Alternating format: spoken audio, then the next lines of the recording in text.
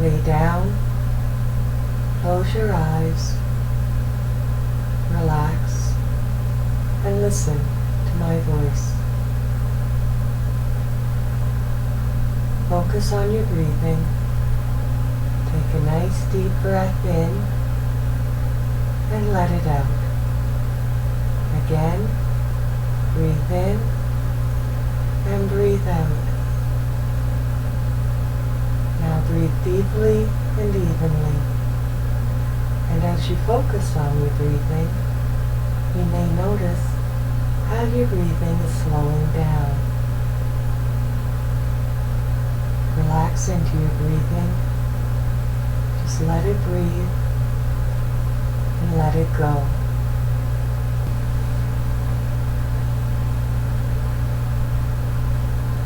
This is the time you have set aside to relax and fall asleep. If at any time your mind begins to wander, this is your cue to focus on my voice. You are warm, loved, and comfortable as you listen to my voice. To relax your body, I am going to mention parts of your body, and as I do, this is your cue to relax these parts and let the tension go and let them fall and drop into your bed. Focus on your feet and let them go. Now your calves and lower legs, up past your knees, to your thighs, past your hips, your lower abdomen, and your behind. Your upper abdomen, your back, and your chest as you breathe deeply and evenly.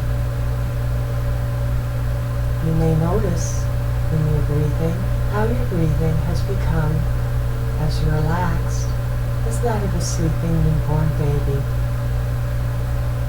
Now relax your shoulders, your upper arms, your lower arms and hands, your neck, your head, your forehead, around your eyes, your cheeks, your jaw, and your lips are relaxed and slightly parted. You are fully relaxed and breathing deeply and evenly.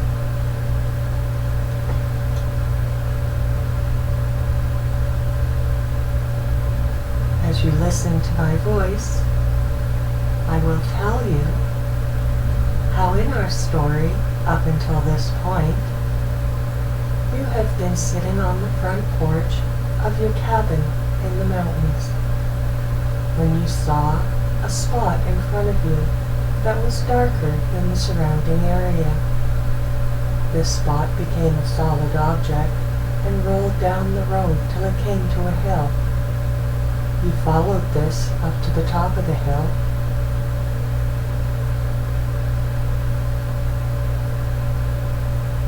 and at some point it became an iron bar that you stuck in the ground. This caused an old rusty elevator to lift up out of the ground. You got onto the elevator, and it took you way up for a very long time. When the doors opened, you fell out of the elevator, for it was many, many miles above the earth, over the ocean.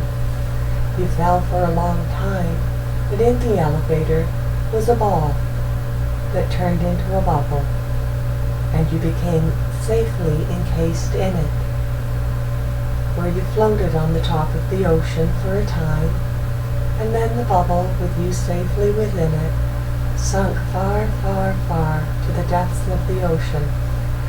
On the bottom of the ocean floor, you found an amazing land where everything lit up for itself, and it was inhabited by strange fish creatures that had 6-foot-long heads and tentacles like squids.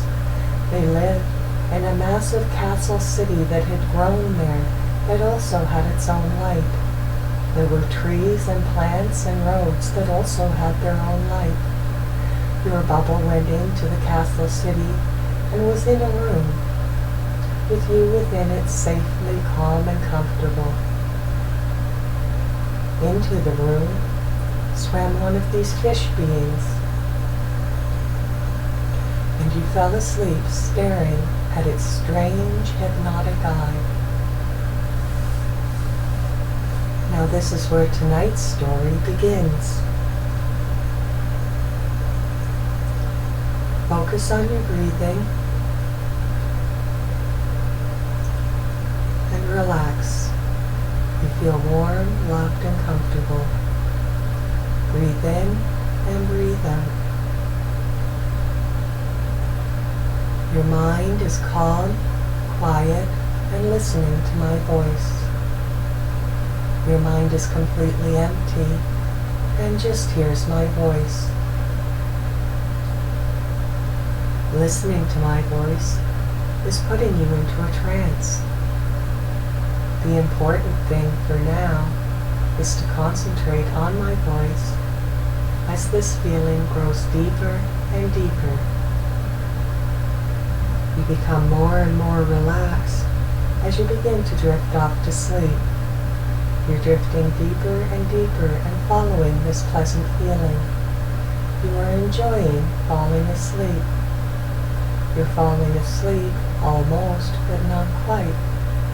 You're completely relaxed and almost asleep, but you can still hear my voice.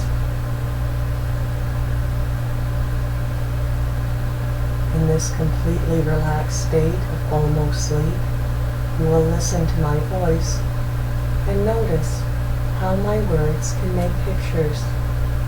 As you fall asleep in this world, you will come awake in tonight's story. You are warm, loved, and comfortable as you float in your bubble, completely at ease. As you look around the room's very round. There are no sharp edges, and all the walls are emitting a soft gray light. In your bubble, as you breathe in and breathe out and feel warm, loved, and comfortable, you will notice how your bubble rises up and then sinks a little bit. Rises up and then sinks a little bit. You enjoy this feeling as you breathe in and breathe out.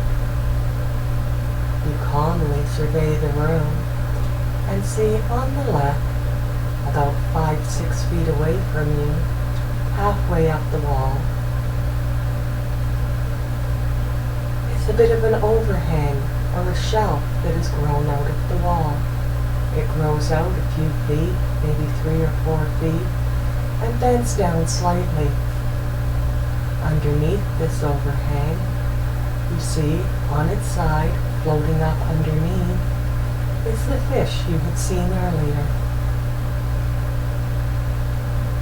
This fish is very calm and sleeping.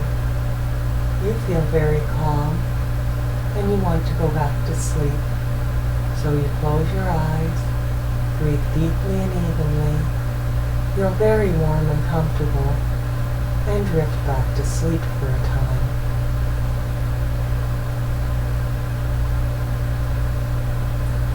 Next time you open your eyes, you see that the fish is in front of you. A 6-foot-long angelfish head with tentacles growing out the back, much like a squid. Some of them are very short, only a few inches, and some of them are very long, 6-7 feet long. And the fish is swimming back and forth, back and forth, back and forth in front of your bubble. As this fish does this, you watch the fish's eye on one side then going back on the other. You watch the eye go to the right, and now back to the left. This fish's eye is about as big around as a saucer and silver in color, with a round black pupil in the middle that grows slightly bigger and slightly smaller. As you look into the pupil of this eye, going back and forth, you think maybe you see tiny silver lights. As you are watching this go back and forth, you get the feeling from this fish that you are comfortable and warm and safe, loved and taken care of.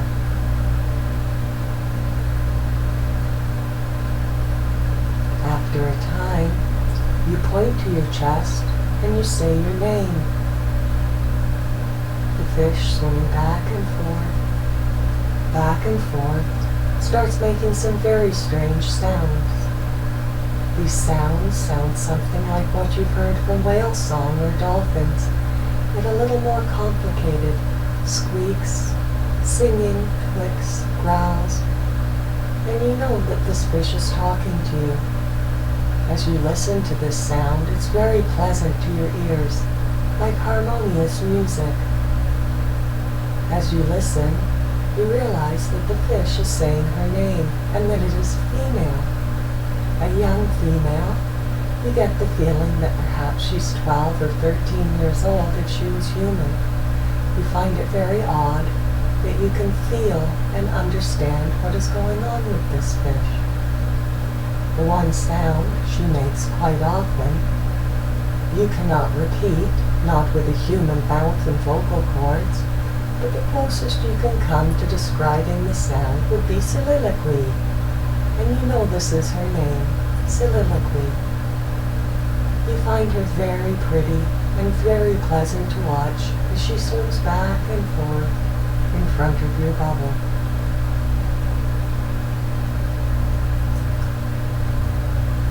You ask Soliloquy, "Why am I here?" You hear something that's like a giggle, and she says you are a pet. You ask her how long you're going to stay with her, and she says not very long. You cannot survive very long in the bubble.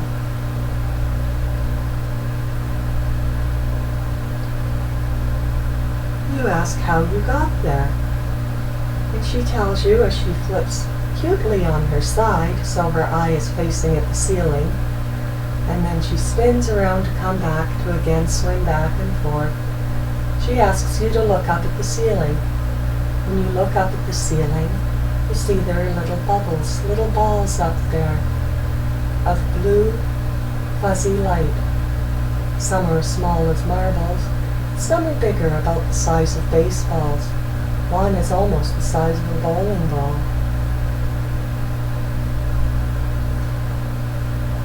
She explains to you that sometimes these light bubbles turn black and drop to the floor.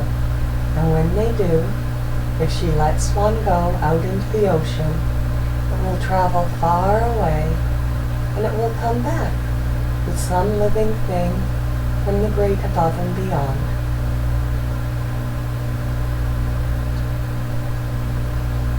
This time, she says this time, it was a very good ball I sent out because it brought me back someone from outer space. And you understand that to Soliloquy, outer space is anything above the water. You ask her, "What will you do with me?" She said, "You're here so I can show you my home and family, and then I will let you go." You find this very interesting, and you say you would like to see her home and family. So she swims towards the door at the back of the room, and your bubble just naturally follows through the archway with her. You follow her into a very large cavernous room where there are 3 other fishes swimming around the room, 2 of them quite larger than her, and a small one, that is swimming in amongst the tentacles of the larger ones. She tells you that this is her mother, and this is her father, and that the smaller one is her little brother. They look very kind and calm as they are swimming around the cavernous room with the gray walls that are emitting the soft gray light. The mother makes her clicks and growls and squeaks, and it sounds something like it's time to eat. You oddly don't feel hungry at all. You know really you're sleeping. Your bubble follows naturally along through another archway into another cavernous room. On the floor in the room, part of the plant thing they all live in, is growing a giant bowl about 4 feet across. In this bowl, you can see assorted seaweed and crabs and clams and fish dead in there, kind of like a soup salad dinner. The fish all gather around it and with their tentacles pick up pieces of the food and feed each other with it. The food flies everywhere, and as it does, they get more and more excited, and their tentacles go wild, grabbing chunks of food and stuffing it in each other's mouths.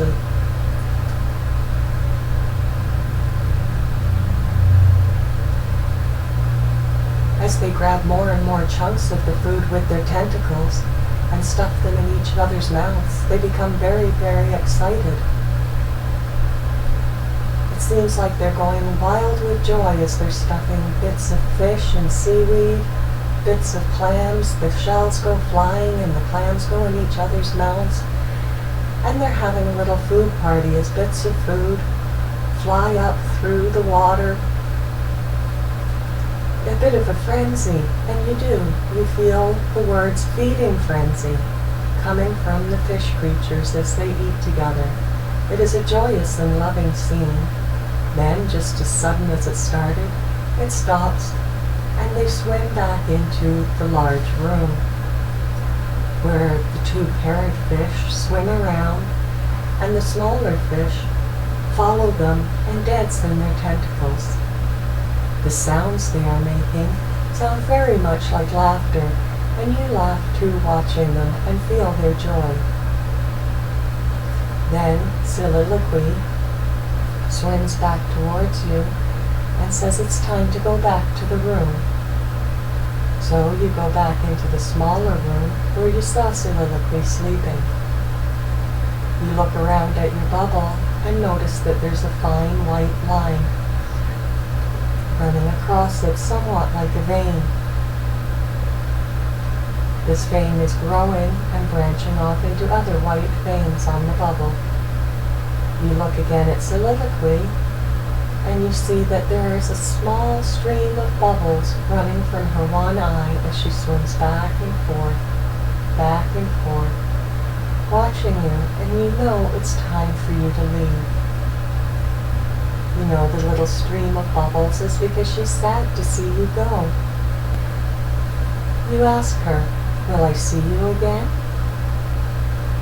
And she brightens up and the little stream of bubbles stops coming from her eyes. And she says, "Yes, I will see you again, but for now you must go back where you came from. Your bubble's already getting old. They don't last very long." At the back of the room, where you entered, again the hole opens up, and as you're drifting out, you see Soliloquy's one eye watching you go. And she sends you one last message as you leave. She says, "Next time I see you, I will see you with both eyes in front of me." You found that very odd and puzzling, yet you didn't have time to reply, for now you are backing away from the glowing city. From the castle grown from the ocean floor, you are backing away. You back away over the tops of the glowing trees, and the whole scene is getting smaller and smaller as you're drifting backwards away from it all. It grows smaller and smaller until it's just a patch of gray light that you can't distinguish as anything.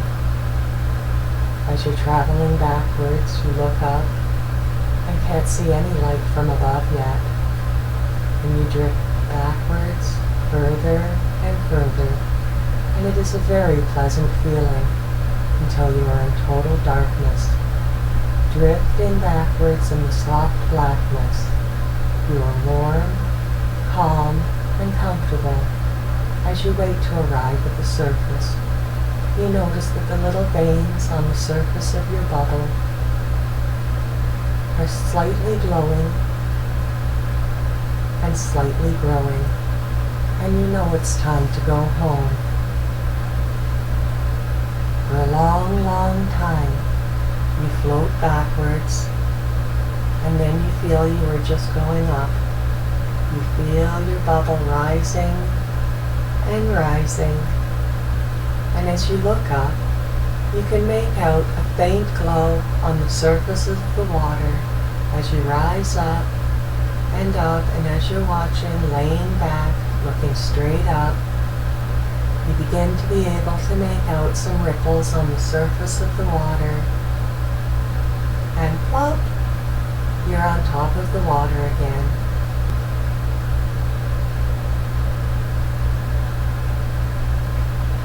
You're in your bubble, floating safely on top of the waves. You feel it rise up and down, up and down, as your bubble with the little white veins growing on it drifts on the surface of the water, floating with the waves, going up and down, up and down. You are calm, warm, relaxed, and comfortable. You feel completely safe, and you know there is no danger.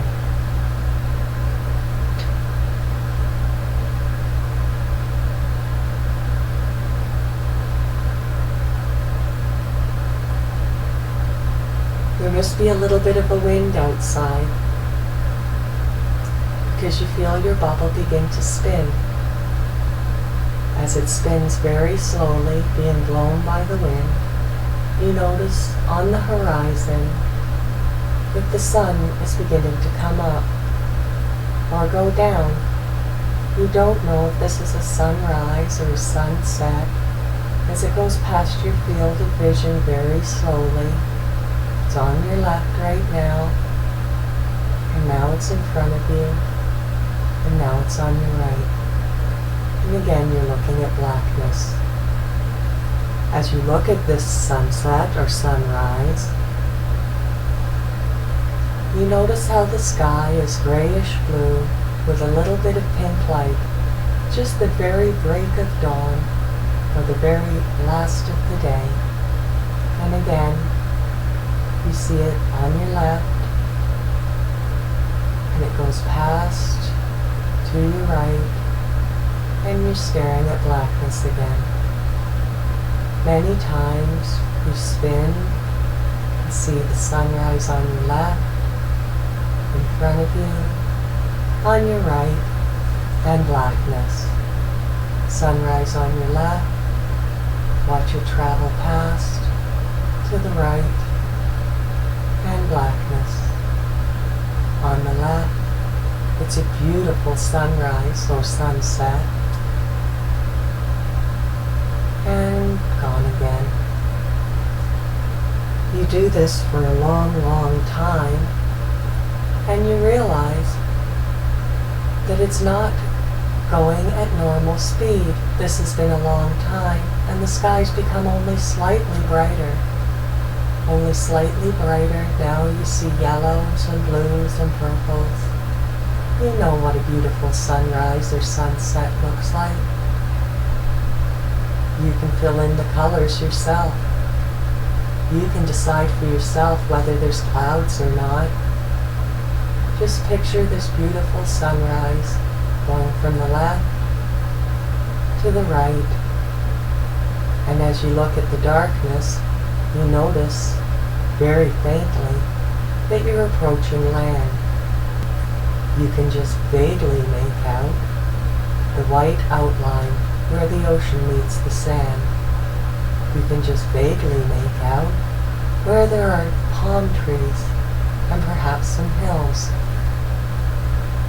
And your bubble's going round and up and down. And you notice the veins are starting to grow more and more thick to the point where it's becoming difficult to see through them. And soon enough, your bubble has arrived at the beach and is washed up on the shore. You're not sure how to get out of the bubble, so you poke your finger at one of the veins, and in an instant it turns into fireworks, and the sparks fly away from you in reds and blues and greens and whites, fly up into the air above you and into the air around you, and then die and fall to the ground. And there you're standing in your slippers that have become quite wet because you're still at the very edge of the water. You turn around and look out at the ocean and watch the waves roll in very calmly, soft waves lapping at the shore of the beach. You walk up onto the soft sand and take off your wet slippers. You place your wet slippers up on the dry sand and stand with your feet in the warm water, just watching the beautiful sunrise.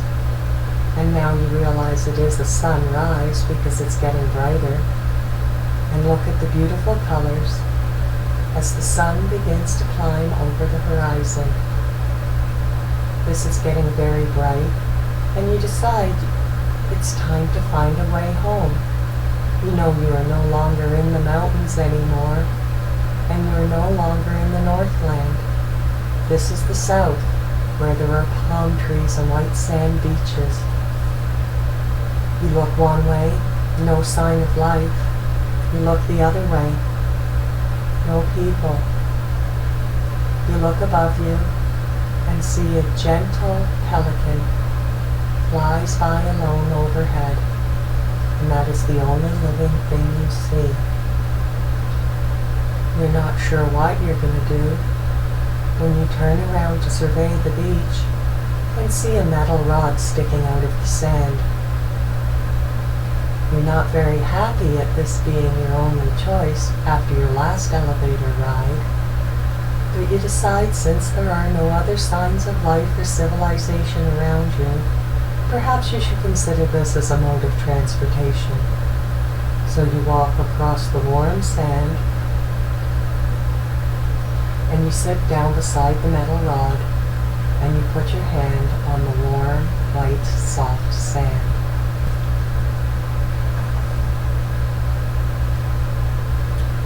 And the sand begins to breathe. It goes up and down, up and down, and as it does, you breathe deeply and evenly with the warm sand, and you realize that there's a rhythm here, the rhythm of the sand breathing, your own breathing, and the soft waves lapping the shore.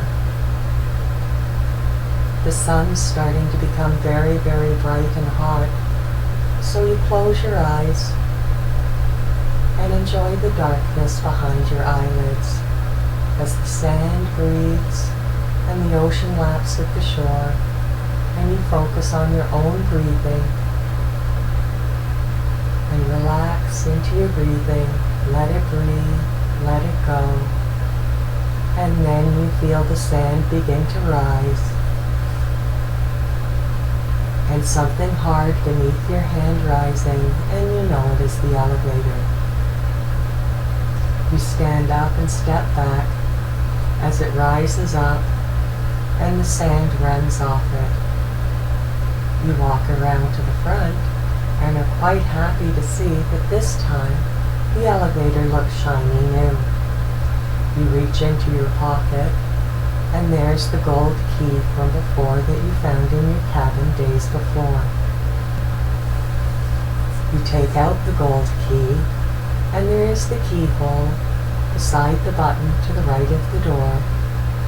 You put the key into the hole, turn it to the left, and there is a soft click as the elevator doors smoothly open, making hardly a sound, just a very slight swoosh. You look inside and notice that this elevator looks very brand new. The floor is a beige ceramic tile instead of the old red carpet. The walls are still made of mirrors with the smoky look, but the lights in here are not quite so dim. They are more bright. You look up and there are the 6 pot lights. You shrug looking around and decide to take another elevator ride. So you step on, turn around, and this time, when you look at the buttons with the strange symbols, you do not press any of them. You've decided to let the elevator just take you where it wants to go.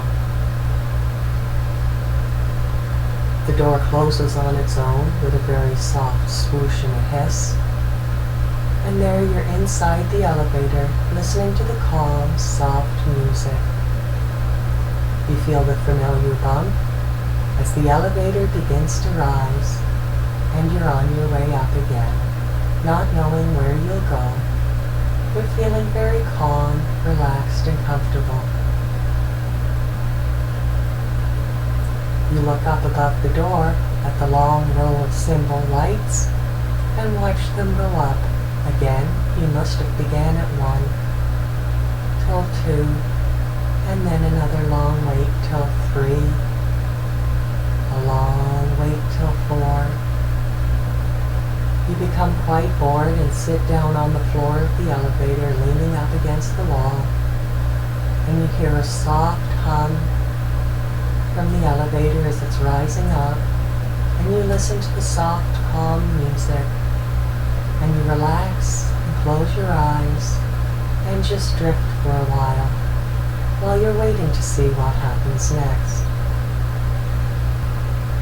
You wait, and then you feel a soft bump as the elevator stops moving. You stand up very quickly, hoping you won't be thrown out into the air again to fall into the ocean.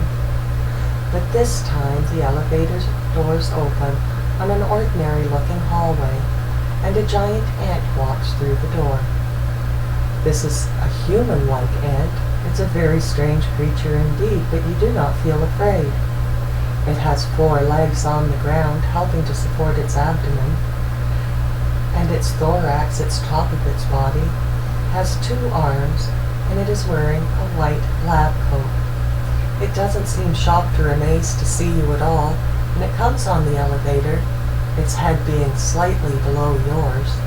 It comes on the elevator and it turns around, faces the door, watches the door close, and it reaches out one ant arm, presses one of the buttons near the top, and then folds its ant hands with its bony ant fingers in front of itself, clears its throat, and then it looks up at the numbers and down at the floor, trying not to pay attention to you with true human elevator etiquette. It waits and waits. You look at the ant and then realize you're being rude to stare at it. We all know it's rude to stare at people at elevators. So you watch the numbers and look at the floor again and glance at yourself in the mirror to your right. And after a time, the elevator bumps to a stop, the doors open, and the ant walks off. The doors close, and again the little bump, and the elevator's on its way up again, and you realize it's getting near the top floor.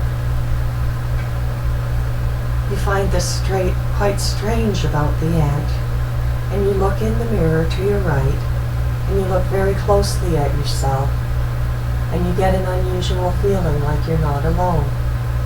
You realize that all of these things have not frightened you, and you felt perfectly safe and secure. And as you look into your eyes in the mirror, you feel as if there's someone else looking back at you. This is a very strange feeling that you know you're not alone.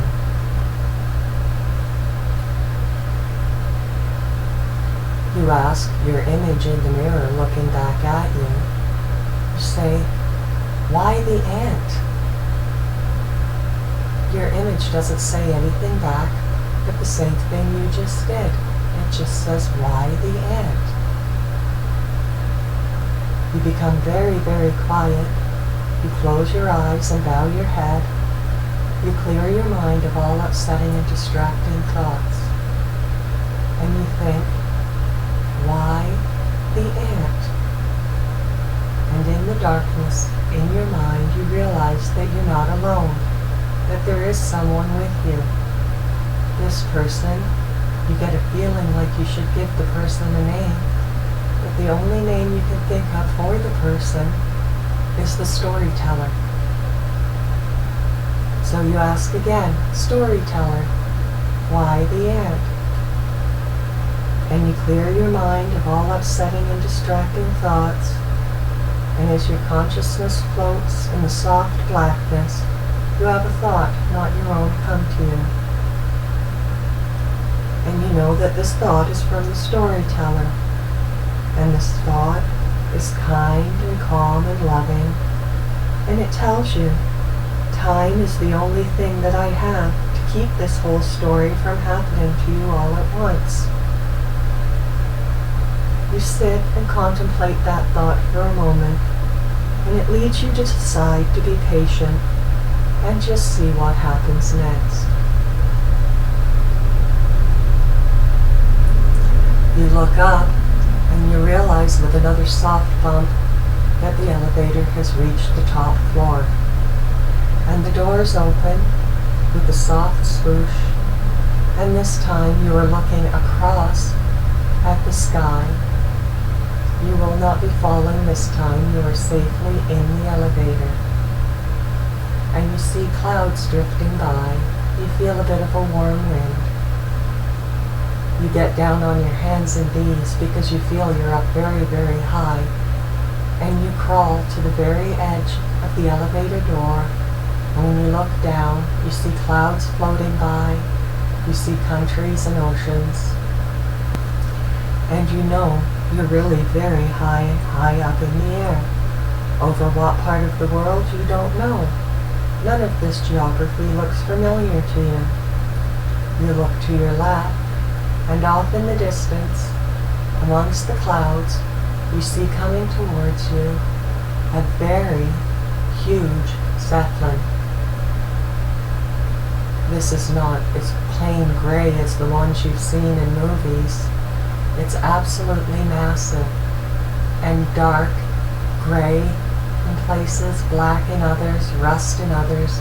There's places where there's moss and plants growing off of it, places where it's very dirty, and places where it's somewhat clean and glows a dull gray. The bottom of the Zeppelin is about level with your elevator. As you see it approach, you watch it go by and by and by for a long time. You look at the strange patterns on the side of it. There's things that look like strange writing, or strange pictures of things you do not understand. Spots with dirt and moss or rust. Places with wires hanging out of it as it keeps going past for a very long time. This is the hugest ship you've ever seen. Eventually, a spot pulls up across from you, about 20 feet away, where you see there's a door that is open in the side and a little platform. And on the platform there are two men. The two men seem busy pulling ropes and working something, and then you realize that on the platform is a type of drawbridge. The bottom of it's about 4 feet wide and made of planks, and the sides are simply made of rope. They are lowering the drawbridge down to your elevator and calling out instructions to each other as they do. The Zeppelin stops, and the drawbridge is lowered, and it falls in front of you with a soft thunk that slightly rocks your elevator. You get up off of your hands and knees and hold onto the ropes as you step off onto the drawbridge. You're holding the ropes quite firmly because you're very, very high up in the air. But you know you are completely safe and secure because you know the storyteller will let no harm come to you. So you hold on to the ropes, and when you're halfway across the bridge, about 10 feet across, you look down. You feel the wind in your hair as you look down, down, down through the clouds to the ocean and the geography that is strange below. And you feel you're very, very high up. Then you continue your trek across until you reach the platform on the Zeppelin. And you hold the hands of the two men who help you aboard, and they pat you on the back and smile and say, "Welcome aboard." They seem very, very happy to see you. Both men are about the same height, about 5'10". Both are of slightly heavy build. They both have dark hair, and they both have big bushy mustaches. They both smile with perfectly straight, even white teeth, and you realize that these are identical twins. They introduce themselves as Bill and Bob, and you tell them your name, and you're also very happy to see them as they hug you and pat you on the back and welcome you aboard. Then they get very busy as they're pulling up the drawbridge, and then two very large iron doors slide closed, and you're in a room made of steel, gray, rusty steel. It's about 10 feet by 10 feet. You ask the two men, "What is this? Where am I?" You're very curious. And they both smile and say at the same time, they explain to you that you're on the Led Zeppelin. "Led Zeppelin," you say, and they laugh and say, "Sure, you've never heard of a Led Zeppelin?" And you say you have, but you thought it was a rock band. And they both laugh and say, "Yeah, they stole that idea from us." Well, at the back of the room, there is a door, somewhat like elevator doors, and they slide open with a soft whoosh, and they usher you through into the big room. The big room is completely white, and in the big room, there are many, many small round tables and chairs, and sitting in these strange chairs that look mostly like stools are ants. Hundreds of ants in a very big room. They have little drinks in their ant bony black hands, and they're drinking and talking in a chattering, growling, squeaking way. And you look around and you look at Bill and Bob and you say, "Why ants?" Bill and Bob both laugh and they say, "Why not? Here, it's time to show you to your room." You're very puzzled, so you follow Bill and Bob around the outside of the great round room that's all in white with the white tables, and you follow them around the outside of the room for quite a while until you come to a little black door. Bill opens the little black door, or maybe it was Bob, you're not sure, and it opens onto a hallway, a very ordinary hallway that you would see in any hotel, with doors to the left and doors to the right that have numbers on them, and carpet that has some strange psychedelic from the 70s pattern. You walk through the door, and Bill and Bob walk through with you, and you walk down the hall. Your bare feet are happy for the soft carpeting. You walk for a long time, past doors that have the strange numbers from the elevator on them that you do not understand. You walk for a very long time following Bill and Bob until you come to the end of the hallway and you can turn right or left. Bill and Bob turn right, so you turn right and begin walking along the patterned carpet.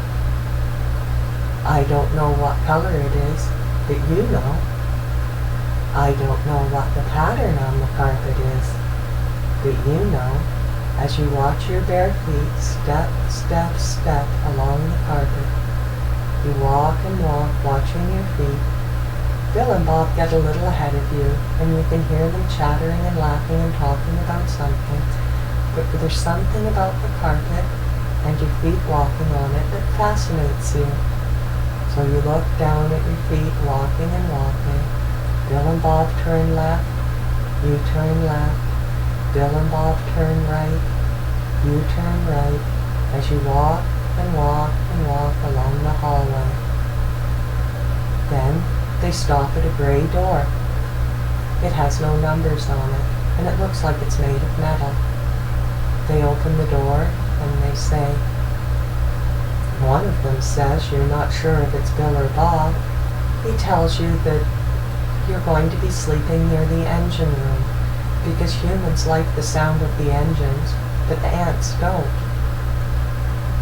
You think this is a good idea because you want to stay in human company for now because you're having a hard time understanding why the ants. As they open the door, you notice you're in a stairwell, the kind that winds around and round and round, and it goes up for a very long way. Sorry about the stairs, Bill or Bob says, and they begin walking up the stairs, step, step, step. You can hear the echo of their heavy shoes on the stairs going up for a very long way up the stairwell. Your own feet are slightly pulled on the gray painted cement floor as you take a hold of the round metal hand railing with your left hand and begin to go up the stairs. 1, 2, 3, you're watching your feet. 4, 5, 6, 7, 8, 9, 10. And now around the corner to the next set of stairs. 1, 2, 3, 4, 5, 6, 7, 8, 9, 10. And around the corner to the next set of stairs. 1, 2, 3, 4, 5, 6, 7, 8, 9, 10. You're still watching your feet. Stay focused on your feet as you go around the corner. 1, 2, 3, 4, 5, 6, 7, 8, 9, 10. You're focused on your feet. 1, 2, 3. You can keep counting the stairs as you get to 10 and around the corner. Keep counting the stairs and then going around the corner. You can hear the echoing footsteps of Bill and Bob's heavy shoes on the stairs, and you don't feel tired. You don't feel out of breath. You just want to focus on your feet, going up the stairs, and feel yourself swinging around the corners. This is very comforting and very relaxing, and you're glad it's going on for such a long time. You don't feel tired, and you don't feel out of breath. You feel very calm and very light, and then it stops. Bill and Bob are opening a door on one of the landings, and you follow them through. And again, the familiar carpet. You know what color it is. You know what pattern it is. And you follow along and watch your feet walk on the carpet. You look to your right and to your left, and you see the doorways going by, and then that stops. You're at the end of the hallway, and you can hear a soft humming noise. You stop for a moment and just enjoy the soft humming noise.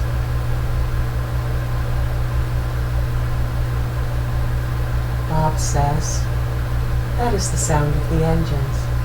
They're not very loud, but we like listening to them." They open the door and invite you to walk through.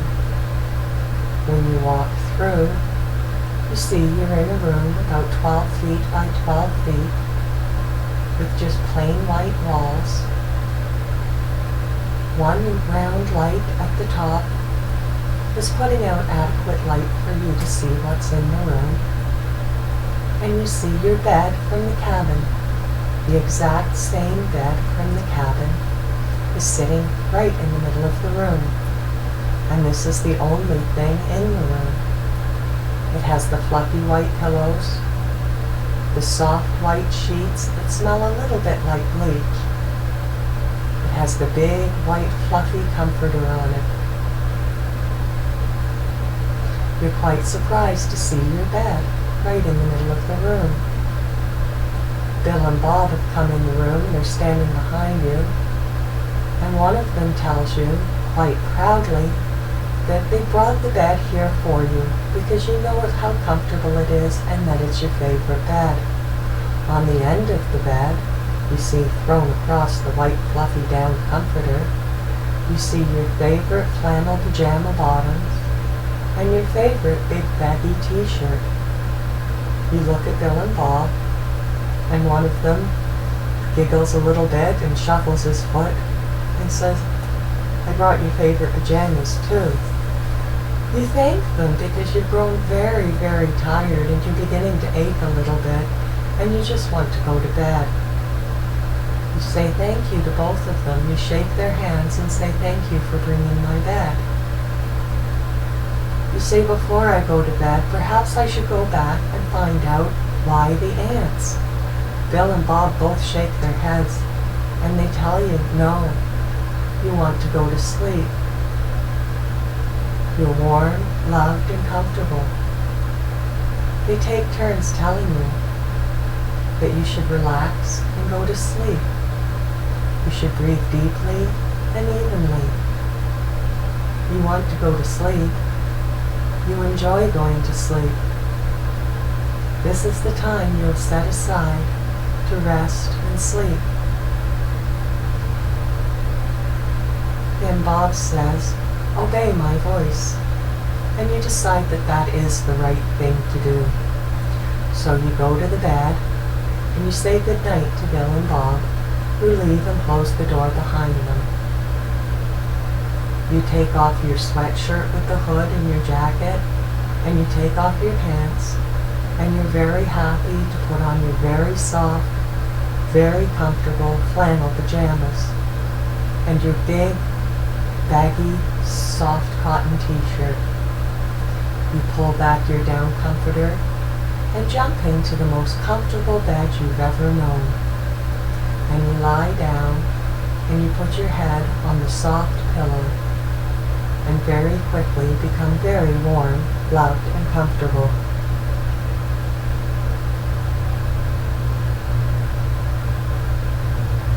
As you lie in the bed, you become very conscious of how very, very comfortable the bed is, and you listen to the soft hum from the engines. You listen to the sound, and it is very pleasant to you. You listen to the silence and the hum of the engines. You concentrate on the empty spaces. You concentrate on the soft sound.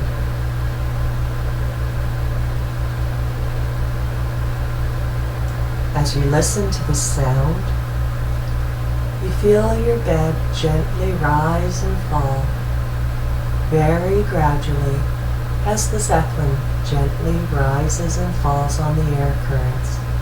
You feel yourself ever so slightly going up and ever so slightly coming down. This is a very pleasant feeling, to rise and fall very slowly. From behind your closed eyelids, you notice that the light in the room is beginning to dim. You focus on your breathing, breathe deeply and evenly, and notice how your breathing is as relaxed as a sleeping newborn baby. You breathe in and breathe out and feel warm, loved, and comfortable. body becomes completely still and completely relaxed. You feel your body sinking into the bed as it becomes more and more relaxed. This is a very pleasant feeling. The lights become even dimmer and dimmer as you float and sink, float and sink into the darkness. Your mind becomes completely empty and just hears the hum of the engines.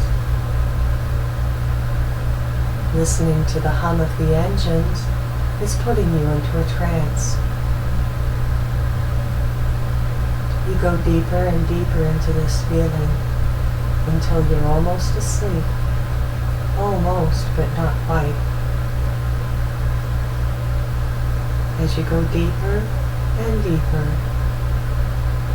you become more and more relaxed, and then you hear the voice of the storyteller counting backwards from 10.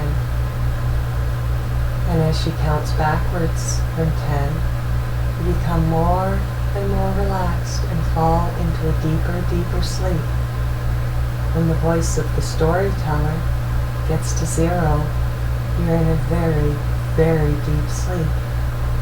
You will sleep calmly and deeply and stay this still and this quiet till morning, where you will wake refreshed and energized and ready to do what needs to be done.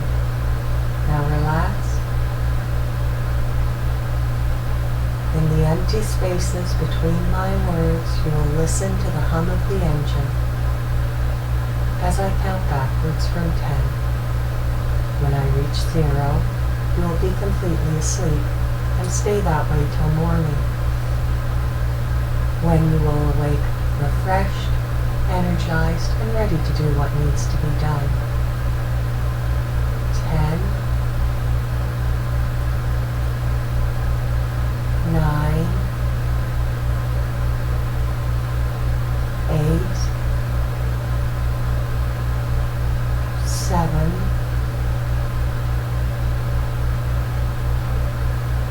6,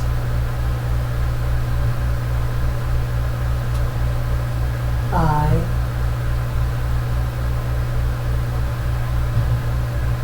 4,